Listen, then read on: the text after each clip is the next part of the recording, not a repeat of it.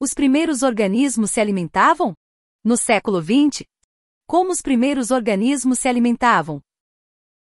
Outras questões ainda foram levantadas a respeito da origem dos seres vivos, como a discussão de qual maneira os primeiros organismos se alimentavam.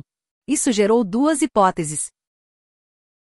A primeira diz que esses organismos seriam heterotróficos e se alimentariam de matéria orgânica simples dispersa no ambiente, realizando o processo de fermentação. Logo, eram fermentadores por serem muito simples para conseguir sustentar reações complexas, como a fotossíntese, por exemplo. No lado oposto, temos a hipótese de que os organismos primitivos seriam autotróficos, capazes de produzir moléculas nutritivas a partir da energia de reações de compostos inorgânicos presentes nas rochas, sendo, assim, quimiolito-autotróficos. Nessa hipótese levam em consideração que não haveria matéria orgânica suficiente para a manutenção de organismos heterotróficos. Condições para o surgimento e manutenção da vida na Terra. Atualmente são consideradas as seguintes condições para o surgimento e manutenção da vida na Terra. A distância que a Terra está do Sol parece a ideal para a vida, visto que não vemos outras formas de vida nos demais planetas no Sistema Solar. A Terra não está muito perto do Sol, garantindo que a temperatura permita que a água não evapore por completo, nem longe demais, para que ela congele. Assim é possível a forma líquida, um dos elementos mais importantes para a vida como conhecemos, já que todos os processos biológicos ocorrem em meio aquoso, como reveremos mais adiante. O impacto que ocorreu logo que a Terra se formou, originando a Lua, que exerce força de gravidade, mantendo a inclinação do eixo da Terra e a estabilidade do clima.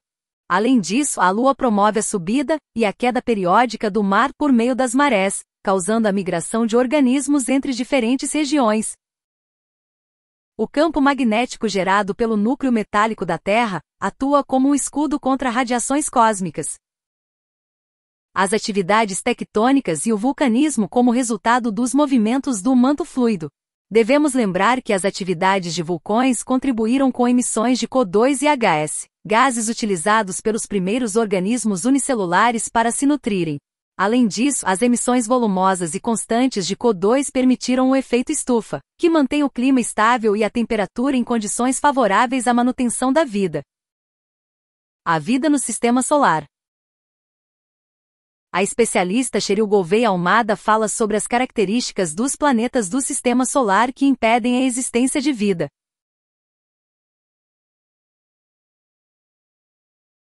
Olá, eu sou a professora Cheryl Almada e nesse vídeo estudaremos sobre a vida no Sistema Solar. Vocês já pararam para pensar por que as formas de vida que conhecemos não existem em outros planetas do Sistema Solar?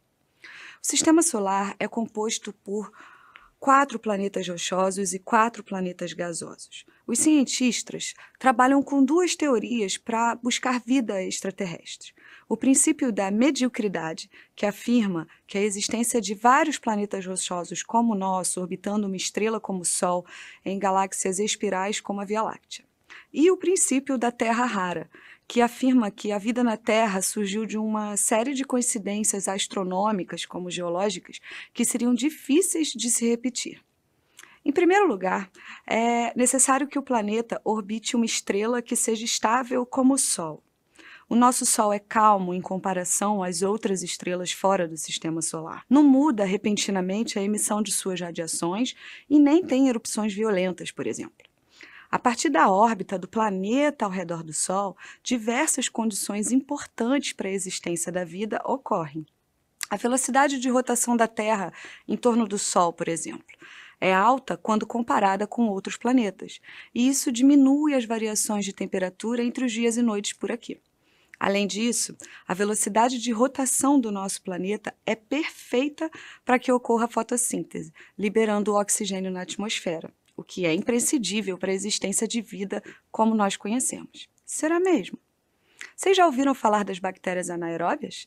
Aquelas que vivem em ausência desse gás oxigênio? Então, será que mais formas de vida também não seriam capazes de viver sem ele? Ter uma atmosfera habitável é crucial para que um planeta tenha vida. Essa atmosfera ideal deve conter gases que permitam a vida e deve ter uma espessura que sirva de isolamento térmico.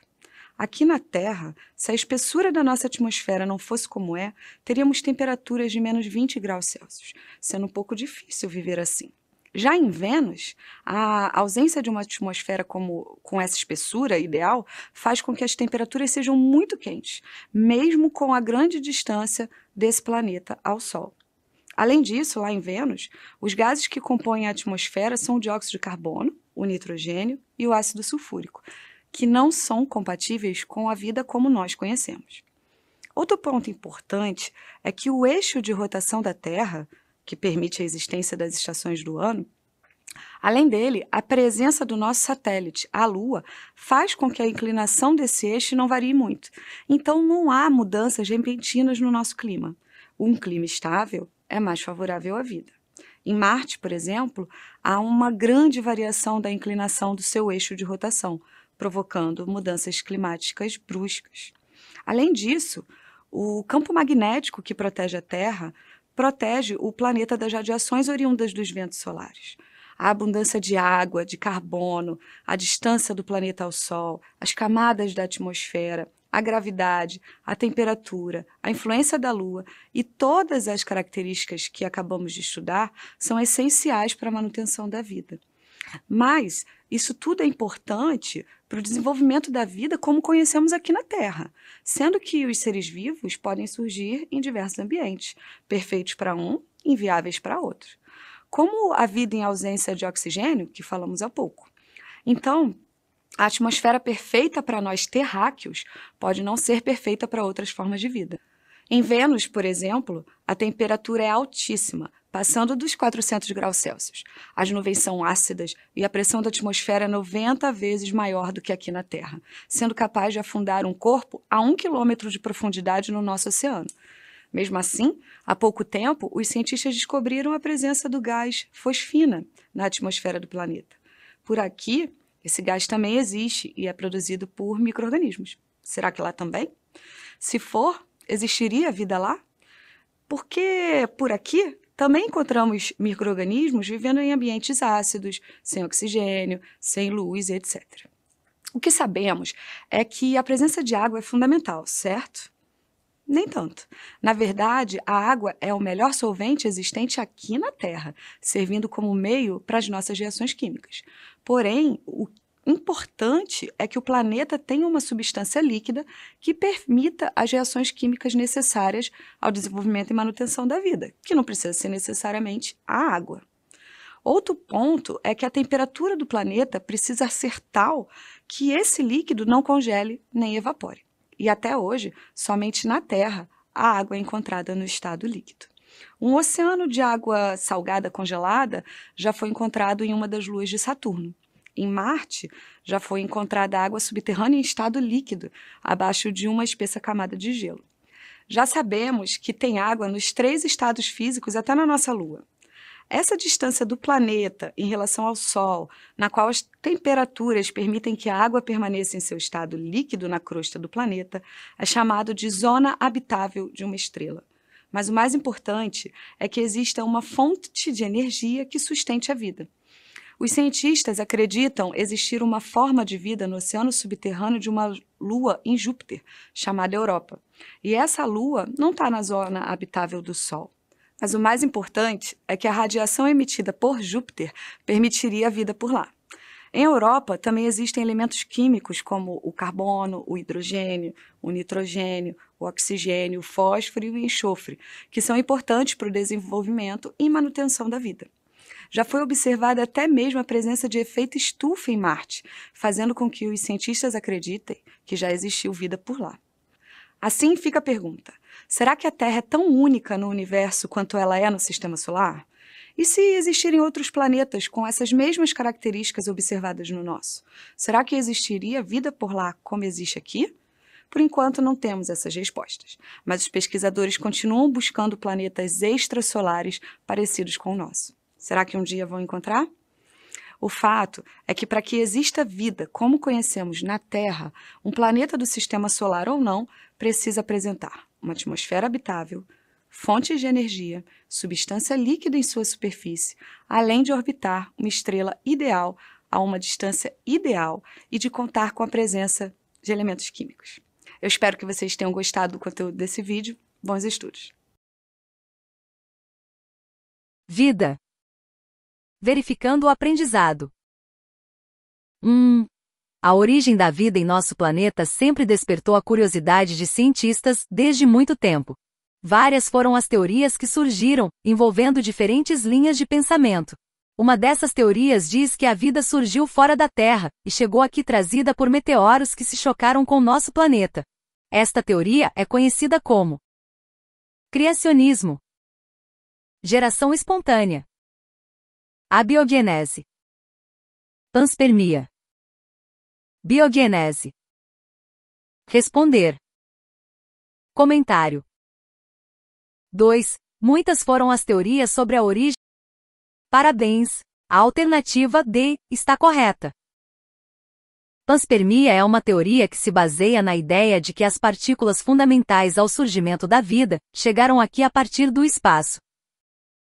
2. Muitas foram as teorias sobre a origem da vida na Terra, inclusive a de que a vida teria vindo do espaço. Atualmente, a hipótese mais aceita é a de que as primeiras formas de vida se formaram pela combinação de componentes químicos da atmosfera primitiva. Entretanto, ainda há discussões sobre como os primeiros organismos se alimentavam. Sobre isso, leia as asserções a seguir, analise-as e marque a opção correta. Asserção I. Uma das hipóteses sobre como os primeiros organismos se alimentavam é de que seriam formas de vida autotróficas. Porque a asserção segundo, os primeiros organismos já teriam complexidade para realizar fotossíntese. As asserções I e segunda são verdadeiras, e a asserção segundo é uma justificativa correta da asserção I. As asserções I e segunda são verdadeiras, e a asserção segundo não é uma justificativa correta da asserção I. A asserção I é falsa, e a asserção segunda é verdadeira. As asserções I e segunda são falsas. Comentário. Parabéns! A alternativa C está correta. Uma das hipóteses sobre a forma de alimentação dos primeiros organismos formados na Terra primitiva é de que seriam autotróficos, mas que não eram capazes de realizar fotossíntese por não possuírem a estrutura complexa para tal. Eles produziriam o seu alimento a partir de energia de reações de compostos inorgânicos presentes nas rochas, sendo quimiolito-autotróficos. Avalie este módulo.